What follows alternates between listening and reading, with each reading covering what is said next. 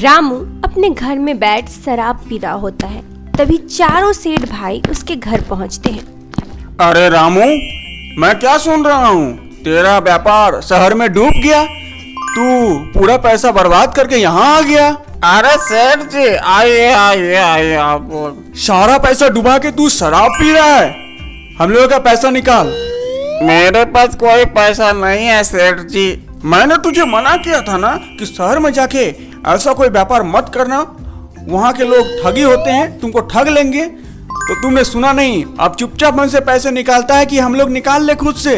लेकिन सेठ जी, मेरे पास तो पैसे नहीं है, कहाँ से दूं? ये ऐसे नहीं मानेगा, मारो इसको, तब समझ में आएगा कि पैसे कहाँ गए। चारों सेठ रामू को वहीं मारने लगते हैं। मुझे छोड़ दो सेठ जी। मत मारो मुझे, और मारो इसे, और मारो, तब समझ में आएगा। मुझे सेठ जी। अरे अरे अरे, आप लोग क्या कर रहे हैं? आप मेरे पति को क्यों मार रहे हैं? ऐसे क्यों कर रहे हैं? छोड़ दीजिए इसे, आप लोग छोड़ दीजिए इसे। कैसे छोड़ दें? ये मेरा सारा पैसा लेके गया था शहर बिजनेस करने, व्यापार करने, और सारा पैसा डुबा दिया है। अब पैसा कहाँ से दोगी? मेरा पैसा निकालो। इसे मत मारिए सेठ जी, हम लोग आप लोगों का पैसा चुका देंगे। कैसे चुकाओगी? तुम्हारे पास तो अब ना खेत है, ना घर अच्छा से सामान है, ना कुछ है, तुम तो सब बेच दी, तब कहाँ से पैसा चुकाओगी? मैं कुछ काम करके आपका पैसा चुका दूंगी सेठ जी, आप इसे मत मारिए। और एक काम करो, मैं एक अच्छा सलाह देता हूँ, अगर मानोगी तो बढ़िया है, वरना तुम ही जान लो। जी सेठ जी, बताइए। एक काम करो रामू, कल से तुम मेरे घर में काम करने आ जाओ, वहाँ नौकर की ऐसे भी कमी है, तो तुम आ जाना। ठीक है साहब, कल से मैं आ जाऊंगा आपके यहाँ काम करने। इसके काम करने से भैया हमारा कर्ज थोड़े ना चुकेगा। इसके बीवी को भी बुला लीजिए, दोनों मिलके काम करेगा हमारे यहाँ। एक काम करना रामू, कल से तुम दोनों मियाँ बीवी हमारे यहाँ काम करने आ जाना। ठीक है साहब, आ जाऊंगा। रामू और उसकी पत्नी उन चारों सेठ भाइयों की बात मान जाती है। दूसरे दिन सुबह ही वो सेठ भाइयों के घर पहुंचता है। अरे रामू, आ गए तुम? आओ आओ आओ। हाँ सेठ जी, हम दोनों आ गए आपके यहाँ काम करने के लिए।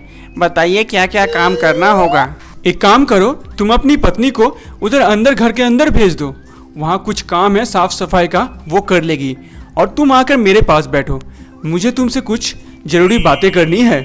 जाओ तुम अंदर देखो, क्या क्या सफाई करनी है वो सब कर लो। ठीक है। बताइए सेठ जी, क्या बात है? आप मुझसे क्या बात करना चाहते हैं? देखो रामू, मैं तुम्हें साफ साफ बता देता हूँ, तुम ऐसे काम करके जिंदगी भर मेरे यहाँ काम करोगे, तभी हम लोगों का कर्जा चुका नहीं पाओगे। तुम्हें एक आसान सा रास्ता देता हूँ, अगर तुम मानो तो। हाँ हाँ, बताइए क्या करना होगा।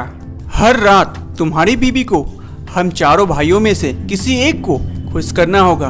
अगर वो कर ली तो इसके बदले तुम्हें मैं पैसा दूंगा और तुम्हें एक बोतल दारू भी मिलेगा। क्या कहते हो?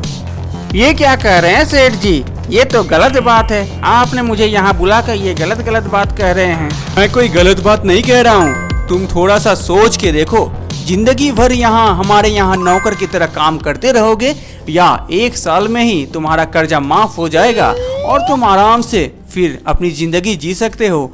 तुम्हारा खेत भी मैं तुम्हें वापस कर दूंगा, थोड़ा सोच के देखो। लेकिन सेठ जी। लेकिन वेकिन सब छोड़ो, अब तुम्हें अगर मेरा प्रस्ताव पसंद आया हो तो आज रात भेज देना उसे अच्छी तरह से तैयार करके। अभी चलता हूँ। ठड़की सेठ की सारी बातें रामू समझ जाता है। उस सेठ को बस रामू की पत्नी चाहिए होती है। फिर उसी रात जब सेठ अपने कमरे में होता है, रामू की पत्नी सज धज कर सेठ के कमरे पहुंचती है। अरे सुलेखा, मेरी रानी, आ जाओ आ जाओ, यहाँ आ जाओ मेरी रानी। आज ऐसा जादू चलाओ कि मैं तुम पे एकदम खुश हो जाऊं। जी ठीक है, मैं कोशिश करती हूँ आपको खुश करने का। ये बात 1 महीने पहले की है। रामू खेत में काम करके अपना जीवन यापन करता था। एक दिन उसे कुछ विचार आता है। वो मन ही मन बड़ा खुश होता है और तुरंत ही अपने घर की तरफ चल पड़ता है। जैसे ही वो घर पहुंचता है वो अपनी पत्नी को बुलाने लगता है। अरे सुलेखा, सुलेखा कहाँ हो? आओ इधर। जी जी आती हूँ अभी। उसकी पत्नी उसके पास तुरंत ही आती है। अरे सुलेखा, आज तुमसे कुछ जरूरी बातें करनी है। अरे ऐसी क्या जरूरी बात है, बताइए। थोड़ा धैर्य रखो, इतना हड़बड़ी मत करो, बताता हूँ। अच्छा बाबा ठीक है, अब बताइए। मैं सोच रहा था कि शहर में जाके कोई एक अच्छा सा व्यापार करूँ। लेकिन जी व्यापार करने के लिए तो काफी पैसों की जरूरत होगी ना, और हम लोगों के पास तो उतना पैसा नहीं है, तो फिर। अरे इसीलिए तो मैं तुमसे सलाह मशवरा करने के लिए तुम्हें यहाँ बुलाया हूँ। जी बोलिए। मैं सोच रहा था कि अपना जो खेत है उसे जमींदार के पास गिरवी रख दूं और उनसे कुछ पैसा उधारी ले लूं। लेकिन जी अगर आपका शहर में व्यापार अच्छा नहीं चला तो हम लोगों का खेत का क्या होगा? मैं एक शहर में ढाबा खोलूंगा और वो मेन चौक में होगा, तो अच्छा चलेगा। इससे बहुत पैसा इनकम होगा और हम लोग जल्द ही जल्द काफी पैसे वाले बन सकते हैं। ठीक है जी, अगर आपको अच्छा लगता है तो आप कर सकते हैं, मैं आपके साथ हूँ। अपनी पत्नी की सलामती पाकर रामू सेठ के पास पहुंचता है। अरे रामू, तुम यहाँ अचानक से, क्या बात हो गई? प्रणाम सेठ जी, मुझे आपसे कुछ मदद चाहिए सेठ जी। क्या मदद चाहिए रामू, बताओ। सेठ जी, मुझे कुछ पैसों की जरूरत है। और तुम्हें पैसों की जरूरत कब से हो गई? तुम तो अच्छा खासा कमाते हो, खाते हो। नहीं सेठ जी, इससे नहीं हो पा रहा है। मैं सोच रहा था कि शहर में जाके कोई व्यापार प्रारंभ करूं। उसके लिए मुझे पैसों की जरूरत है। अचानक से शहर में जाके व्यापार करोगे और यहाँ का खेत वगैरह का क्या करोगे? सेठ जी, अब मुझसे ये खेती बाड़ी नहीं हो पा रहा है, इसीलिए सोच रहा हूँ शहर में जाके कोई एक अच्छा सा व्यापार करूँ। अच्छा ठीक है, बताओ तुम्हें कितना पैसा चाहिए व्यापार करने के लिए? सेठ जी, यही कोई 5 लाख रुपए मुझे चाहिए। क्या 5 लाख रुपए? इतने पैसे का क्या करोगे? और तुम इतना पैसा लेके जाओगे व्यापार करने? अगर व्यापार में तुम्हारा लॉस हो गया तो तुम मुझे दोगे कहाँ से? अरे रामू, मैं तुम्हें अच्छा आइडिया दे रहा हूँ। तुम शहर में जाके व्यापार ऊपर करने की बात छोड़ दो, वहाँ बहुत ही ठग लोग रहते हैं। तुम्हें ठग के सारा पैसा ले लेंगे और तुम बर्बाद हो जाओगे। अच्छा छोड़ो, अगर तुम मुझसे इतना पैसा लेना चाहते हो, उसके बदले में क्या गिरवी रखोगे? मैं तुम्हें इतना पैसा क्यों दूं? अरे सेठ जी, आप मेरे खेतों को गिरवी रख लीजिए, उसके बदले में मुझे पैसे दे दीजिए।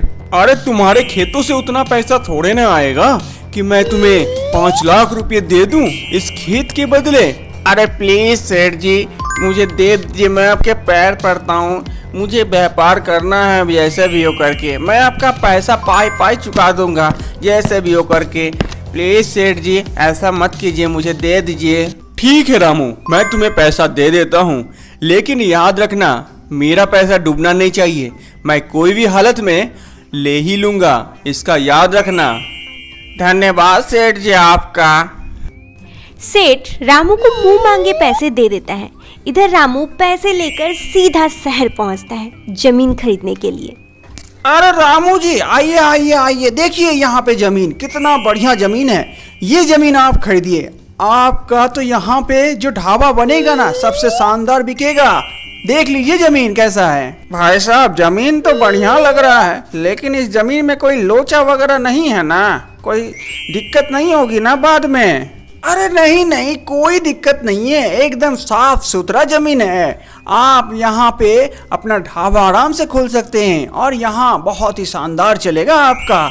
चलिए ठीक है, मुझे जमीन पसंद है। इसकी कागजी कार्रवाई कर लेते हैं सब कुछ। हाँ हाँ, चलिए चलिए चलिए, ऑफिस में चलिए, वहाँ बैठ के करते हैं सब। रामू वो जमीन खरीद लेता है, लेकिन रामू अनपढ़ होता है, इसलिए वो बड़ी आसानी से ही ठग जाता है। बाद में उसे पता चलता है ये जमीन तो गवर्नमेंट की प्रॉपर्टी है और इस तरह उसके सारे पैसे नीलाम भी हो जाते हैं और उसे जमीन भी नहीं मिलती। और अब रामू की पत्नी को रामू के लिए गए पैसे के कर्ज चुकाने के लिए हर रात एक नए सेठ के पास उन चारों में से जाना पड़ता है।